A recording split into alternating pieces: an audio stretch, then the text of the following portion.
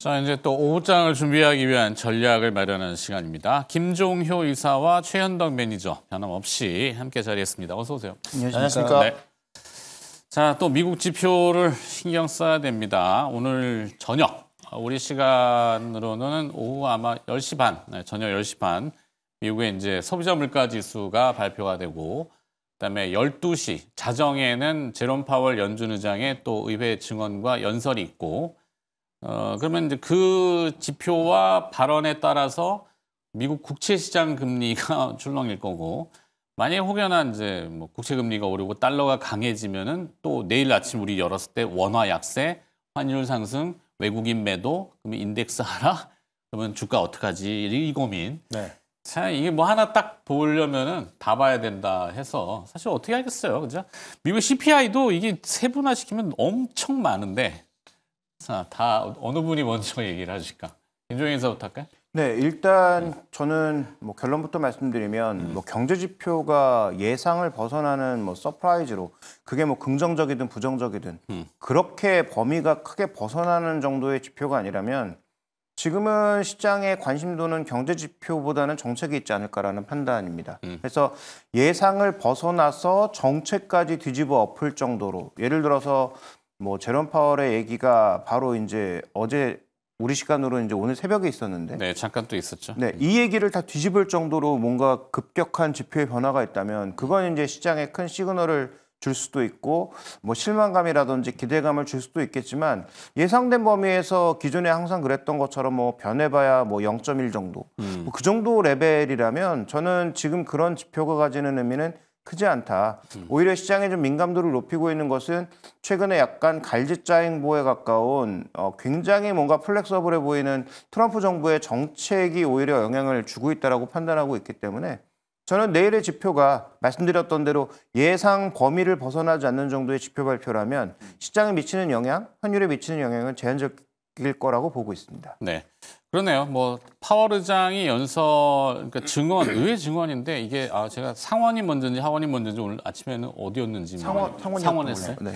그러면 이제 오늘 저녁에는 이제 하원 가서 하겠죠. 근데 상원의 얘기가 별건 없었어요. 그냥 뭐 일반적이고 그들 표현에는 이제 물가는 스티키하다, 그러니까 끈적끈적하게 이게 안 떨어진다. 상승률 자체가. 네.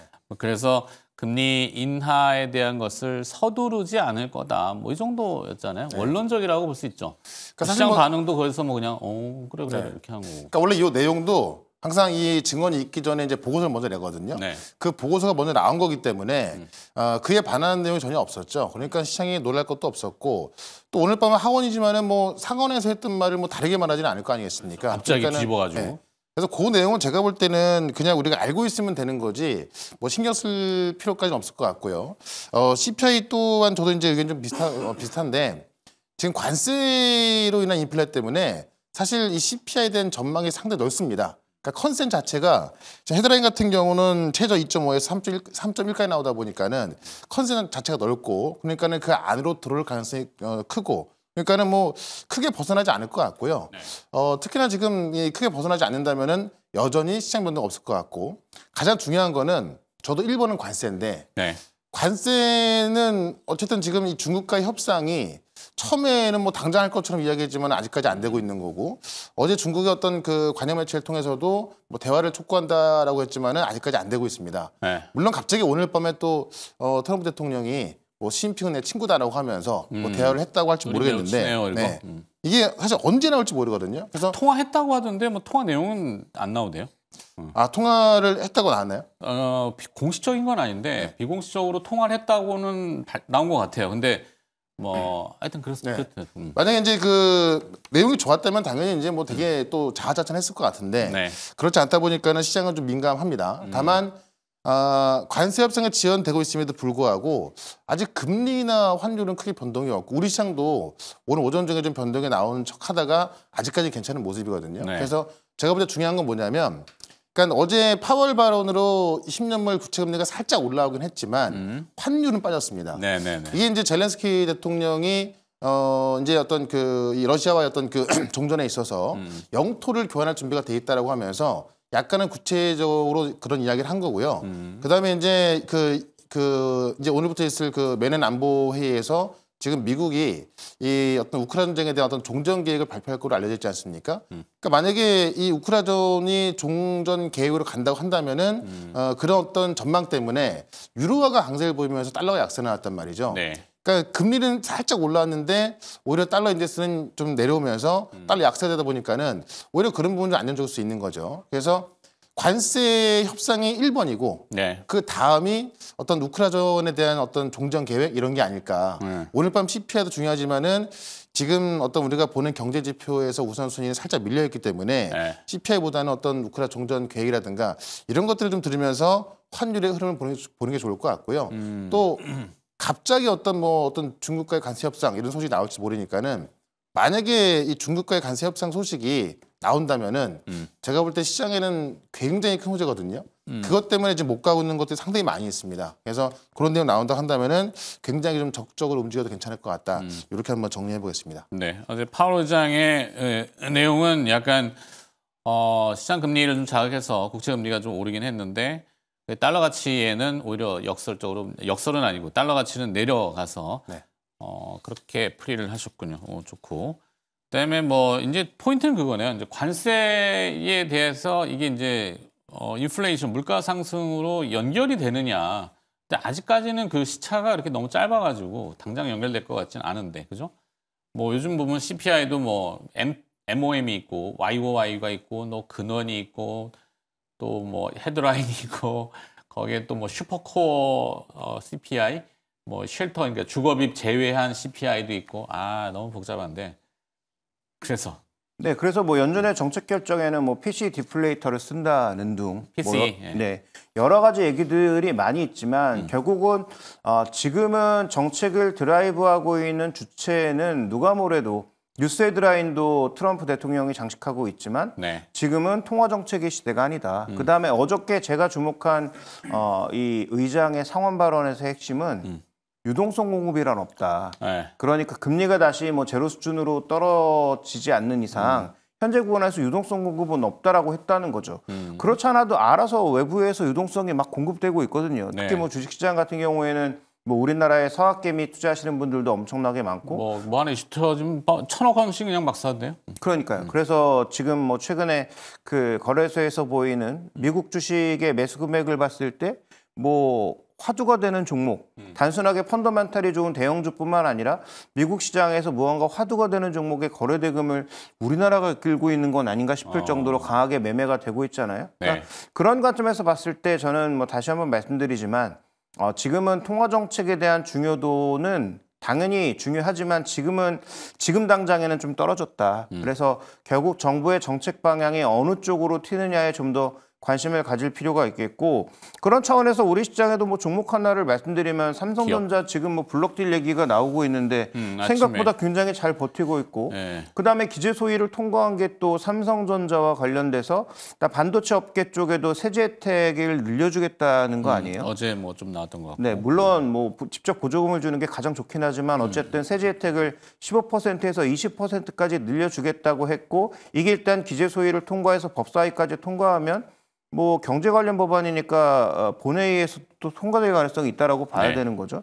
그러면 뭐 어저께 말씀드렸던 대로 이렇게 좀 움직이고 있는 섹터들이 그냥 움직이기 있는 게 아니고 이런 어떤 정책적인 이슈를 타고 움직이고 있다라고 봐야 되기 때문에 저는 역시 이 중요성, 종목의 선택의 중요성은 정책에 있고 오늘 급등하는 조선주도 마찬가지잖아요.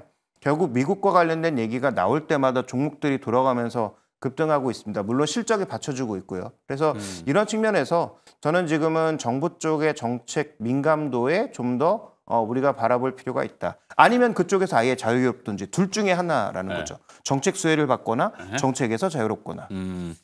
그렇죠. 뭐 사실 그 지난해 세수가 부족분 펑크가 났다고 하는데 대부분이 이제 법인세에서 나왔잖아요. 반도체가 장사가 안 돼가지고 우리가 세금을 많이 못 냈어요. 이렇게 되는데 그렇다고 갑자기 또 세수 부족분 때문에 거기에 뭐 세금을 뭐 하는 거는 지금 산업 자체가 휘청거릴 수 있기 때문에 일단은 특혜를 오히려 더 밀어줄게. 돈 많이 벌어갖고 세금 이제 빵빵하게 내십시오. 뭐 이렇게 빵빵하게 하여튼 많이 내서 뭐 하겠죠. 자 그래서 하여튼 그러면 결론은 그거네요. 뭐 아까 최현도 매니저가 얘기했는데 뭐 CPI 오늘 저녁에 나오는 거 파월 의장의 연설 이게 이제 헤드라인으로는 헤드라인이 아니라 뉴스 타이틀로는 주목해야 된다라고 하지만 별거 없이 오히려 그걸 덮을 수 있는 뭐 종전이라든지 다른 이슈가 좀 등장할 수 있다. 가장 중요한 게 관세니까는 관세? 그쪽을 좀 보는 게 좋을 것 같습니다. 관세는 뭐 계속 들여다보고 풀어봤는데 뭐 철강 관세까지 오늘 아침에 이제 봤거든요. 내용이 복잡다단해가지고 진위를 모르겠어요. 뭐 그러니까 그거를 복잡하게 생각할 게 없는 게 그러니까 철강부터 우리나라에 매기는 관세는 저는 그렇게 중요하다 보지 않아요. 왜냐하면 우리 개인 투자자는 이제 가장 그 장점이 유연한 건데 지금 우리나라의 이제 어떤 그 관세로 인한 어떤 그런 뭐 공격이라고 해야 될까요? 그런 네. 게 들어왔을 때 뭐 가장 피해 볼 수 있는 업종은 뭐 자동차고 철강이기 때문에 네. 우리는 이제 그쪽은 사실 계속 뭐 상반기 내내 좀 끌려갈 수밖에 없거든요. 그러니까 그쪽은 피하는 게 맞는 거고 오히려 저는 이제 이 캐나다하고 멕시코 같은 경우는 이제 한 달 뒤로 연기가 됐고 네. 이 G2 국가 협상이 남아 있는 건데 이 글로벌 국가의 협상이 잘못되게 되면은 이 전체적인 환율이 움직이기 때문에 또 유럽까지도 봐야겠죠. 그래서 그런 부분만 잘 해결된다고 한다면은 사실 뭐 어떤 뭐 인도네시아까지 간다든가 대만까지 간다든가 그런 부분은 우리가 업종별로 대응할 수 있는 거거든요. 근데 만약에 이제 중국과 협상이 안 되면 이거는 업종별로 대응할 수 있는 게 아니죠.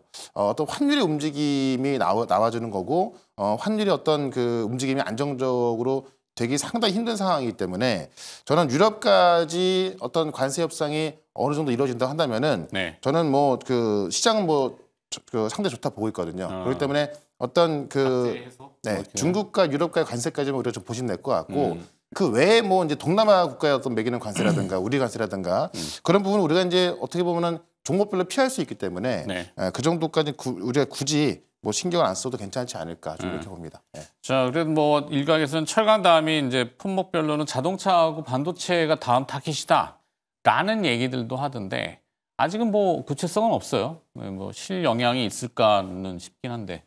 혹시 내일 관세? 정도에 만약에 나온다면 뭐 구체적으로 국가라든지 산업별 뭐 지정된 관세가 나올 수도 있겠죠. 그게 우리는 FTA가 맺어져 있는 상황이니까 어떤 식으로 뭐 부여될지는 좀 지켜봐야 되는데 좀 전에 뭐 최현덕 매니저님 말씀대로 저는 보편 관세는 큰 영향 없다고 봅니다. 어차피 네. 다 똑같이 관세 매기는 거면 동일한 조건에서 싸우는 거잖아요. 물론 환율 차이 좀 있을 수 있고 산업의 경쟁력이라는 차이는 있을 수 있지만 근데 정확하게 우리나라의 어떤 산업을 콕 찍어서 그 산업에 몇 퍼센트 하겠다. 이건 이제 문제가 있는 거죠. 네. 그래서 뭐 그렇게 극단적으로 나타나지 않는 이상 현재 이 부분은 제가 보기엔 크게 주목해 볼 만한 상황은 아니고 반도체는 SK하이닉스는 조금 다른데 지금 삼성전자 입장에서 아까 말씀드렸던 그 블록딜 이슈와도 그래서 또 하나 주목해 봐야 되는 포인트는 뭐냐면 지금 춘절 때 네네. 중국에서 PC하고 스마트폰이 엄청나게 팔렸다는 거 아니에요? 보조금 아까 주면서. 뭐 이구환신? 네, 그것 때문에 이제 이구환신 정책인데 그냥 사라고 할인해 준 정도가 아니라 보조금까지 줘가면서 하니까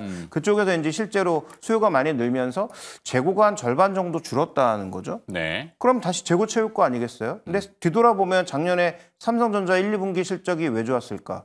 중국으로 레거시 대거 팔면서 좋아진 거거든요. 그러면 삼성전자가 블록딜 해결하죠. 그다음에 지금 업황이 일단 뭐 바닥이라고는 하지만 재고 소진되면서 삼성전자가 쌓여있는 레거시를 밖으로 밀어내는 과정으로 가면 그러면 삼성전자의 실적이 정말로 1분기가 뭐 바닥일까? 안 좋을까? 네. 이거 고민해 봐야 되는 포인트거든요. 그러니까 우리가 지금 관세라는 프레임에 씌어서 미국에서 뭐 일종의 관세를 맞게 되면 후두두 뭔가 떨어지지 않을까라는 그런 두려움을 갖고 있는 시기에 최근 들어서 보시면 SK하이닉스하고 삼성전자의 외국인 매물이 그렇게 강하게 나오고 있나? 그다음에 블록들이 나오고 있다는 오늘도 그렇게 강하게 나오고 있나? 그렇지 않거든요. 네. 관련된 종목군들은 계속 꿈틀하고 있거든요. 그런 측면을 좀 우리가 지켜봐야 될 것 같습니다. 네. 오전에 그러니까 매도가 크지 않아요. 외국인들이 거칠게 뭘 판다든지 뭐 환율도 물론 마찬가지지만 환율도 오르다가 지금 다시 내려가서 1,450원에서 지지는 받고 있는데 지지선 깨지면은 1,450원 언더로 내려가고 그러면 외국인들 매매가 좀 바뀔 수도 있죠. 매수로. 자, 하여튼 매크로는 그래서 정리해보면은 뭐 쭉 다뤄봤지만 크게 지금 뭐 걸릴 만한 개념을 개의치 뭐 이렇게 주의해야 될 만한 그거는 포착되진 않는 걸로. 자, 그럼 마이크로로 내려가서 또 섹터 봐야 되는데 방산 섹터? 네. 아우 지겨워, 방산 섹터. 지겨워도 잘 가니까. 예. 이게 조금 다른 하여튼 가봐요, 뭐. 근데 이제 어제 실적까지 잘 나와주면서 한화유로? 네, 그러니까 방산 하나는 지금 아워홈 인수 하잖아요. 네. 돈을 마련해야 될 텐데. 뭐 그래서 주가가 좀 올라가는 건가? 그러니까 돈을 많이 벌었기 때문에 네. 그 인수할 자금도 좀 충분하다 이런 것도 있고. 그래요? 이게 그 방산주에 대해서 의심을 받던 게 뭐냐면은 어쨌든 대규모 수주가 나와야 이제 이게 또 실적으로 이어지는 거잖아요. 그러면 대규모 수주가 과연 연달아 나오겠냐 이런 의심도 있었고. 그다음에 이제 작년 3분기 같은 경우도 꽤 잘 벌었는데 이게 4분기까지 이어지겠냐 이런 의심이 있던 건데 하나 에어로스페이스가 그런 것들을 완전 한 방에 좀 파괴시켜 버려서 그런 것도 좀 보여준 거죠. 그래서 네.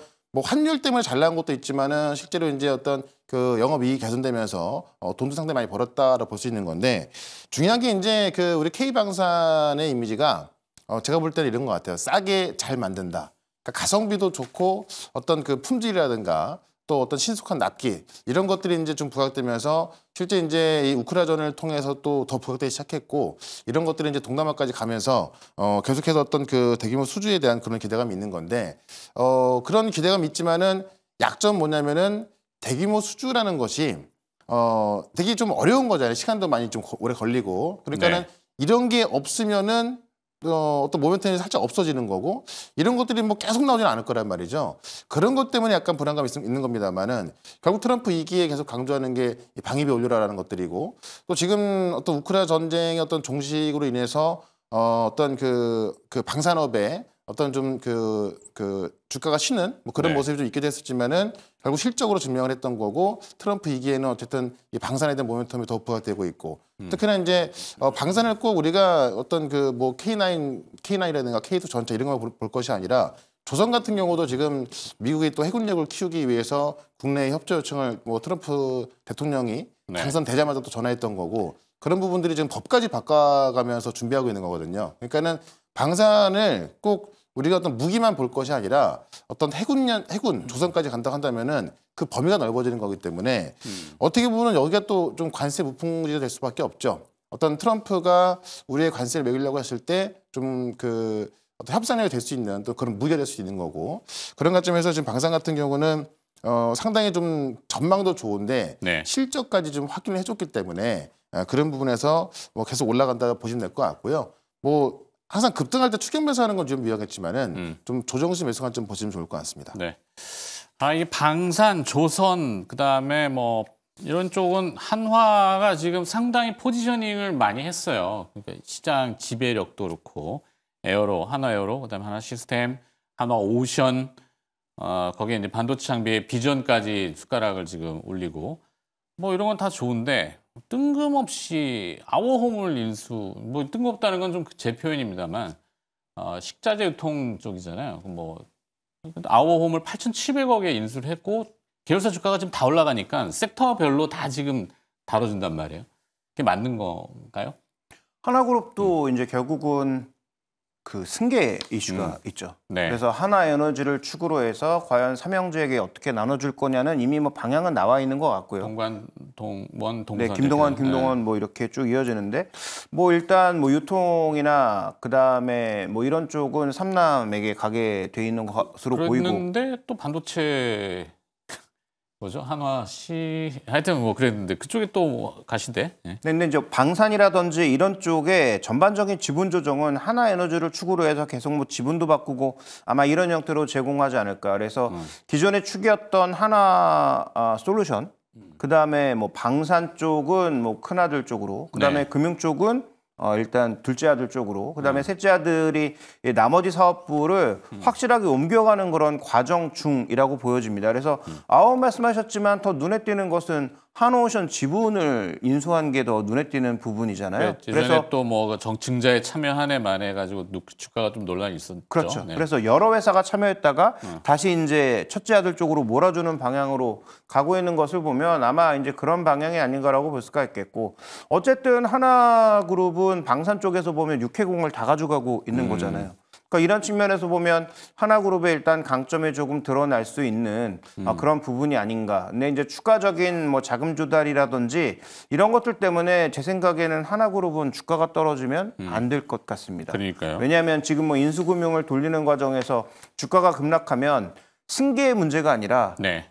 자금 융통의 문제가 생길 수 있는 부분이기 그러게. 때문에 그래서 하나오션을 살 때도 돈 있어? 이게 가장 먼저 나오는 질문이었잖아요. 그래서 그런 부분들 때문에 아마 주가가 당분간 뭐 쉽게 밀리지는 않을 것 같다라고 보여지고 있고 다만 이제 제가 방산 쪽에서 말씀드리고 싶은 결론은 6회는 어떤 그룹이 됐든 긍정적 흐름을 받아들이고 있고 실적도 좋아서 주가가 많이 올랐단 말이죠. 네. 근데 공은 여기서 가장 큰 공을 차지하고 있는 한국항공우주가 실적에 지금 미스를 내고 있잖아요. 그렇죠. 그래서 주가가 고점에서 거의 한 40%가량 떨어졌다가 최근 들어서 오늘 좀 강하게 반등하고 있는데 그럼 공 쪽에서 혹시 뭔가 돌아나갈 수 있는 그런 부분은 없을까에 대한 고민을 대한항공이 요즘 조용하네. 물론 네. 여객기만 주목이 돼서 뭐 인수합병 때문에 아시아나하고 좀 그렇죠. 그렇게 거기는 했는데. 이제 아시안 합치면 뭐 재무구조는 어떻게 될 것인지 구조조정 어떻게 할 것인지 뭐 이런 문제가 있기 때문에 근데 한국항공우주는 결국은 자기가 못한 거잖아요. 네. 수주한다고 해놓고 계속 지연되고 납품한다고 해놓고 지연되고 그게 뭐 물론 한국항공우주의 잘못은 아닐 수 있죠. 해당 국가와의 뭐 정치적 문제라든지 뭐 협상 과정 이런 것일 수 있는데 지금 두 가지 모멘텀이 있지 않습니까? 수리론 네. 수출이라고 하는 부분과 KF21과 관련된 개발 속도 이 두 가지가 결국은 이 회사의 주가 모멘텀이기 때문에 이런 것들을 확인해 보면 신규 관점입니다. 기존에 가지고 계신 분들은 6회에서 내려올 이유가 전혀 없어요. 그다음에 네. 하나에어로스페이스도 내려올 이유가 전혀 없는데 만약에 신규 관점에서 봤을 때는 6과 해와 해당하는 종목군들은 다 부담스럽거든요. 그럼 신규 관점에서 봤을 때는 그럼 이 공군 쪽, 그다음에 항공 우주 쪽에서 매력 있는 종목군들이 있거나 네. 악재가 해소되는 종목이 있는가에 대해서 좀 고민이 필요하지 않나. 전 그렇게 봅니다. 맞는 말씀입니다. 네. 공군 하늘은 아직 우리가 조금 어떻게 될지 자 그래서 얘기가 약간 빗나가긴 했는데 맨날 방산만 다루고 또 뭐 조선 올라가면 또 조선하고 거기에 중심은 또 다 H그룹 기업들이 있어서 네. 뭐 내용을 조금 더 이렇게 삐딱하게 보자니 좀 다른 것들 좀 있는 것 같고 자 오장 디펜스 전략 일단 이제 저는 이번 주를 봤을 때 아까도 말씀드렸지만은 이 중국과의 관세 협상 소식이 좀 나온다 한다면은 그건 뭐 꽤 큰 호재이기 때문에 네. 준비할 것들이 많다라고 보고요.